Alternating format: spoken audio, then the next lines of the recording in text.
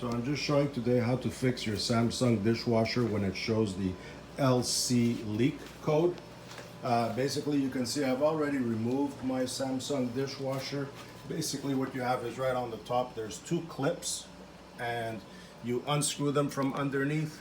You may have them on the sides as well, or only on the sides, depending how your machine was installed. And then depending on how your installation was, you may have a lip of extra ceramic or wood flooring. So that'll be important to note when you want to lift it to take it out. And you just tip it on its side. And right underneath there's a pan like this, which on my model, it's the newer model, so there's no screws to it. It has just clips and it's right underneath here centered. So you unclip it and you'll see the water, and you'll see that it accumulates in the bottom of the pan. And there's this sensor, which is right here. And the sensor has one screw. And what I did now for mine to solve the issue, I let it all dry out. There's just a little bit of water and the sensor seems to be a little bit too low to the bottom.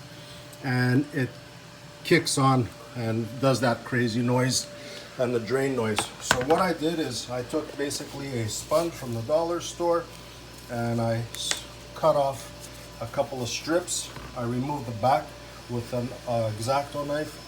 So be very careful with that.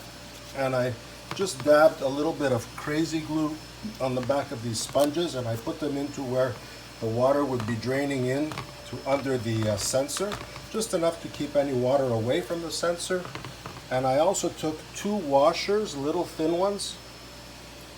I glued them together and they're going to go here right on top where the screw goes in for the sensor, and it'll just keep the sensor about a couple of millimeters higher just in case, so it doesn't always kick on and off.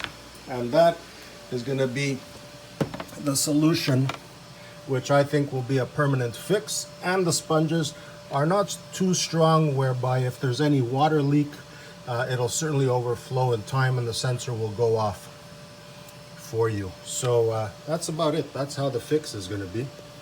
I'll just try and do this and show how I'm going to put back the screw. And the screw goes back here. And let me get it a little closer. I'm working with one hand. And this goes in here. There's the two clips that it clips onto. And then this will go underneath and it all just goes back. And that's pretty much how it's going to be done. I hope this helps you out. I checked for water leaks. I readjusted my little clamp over here.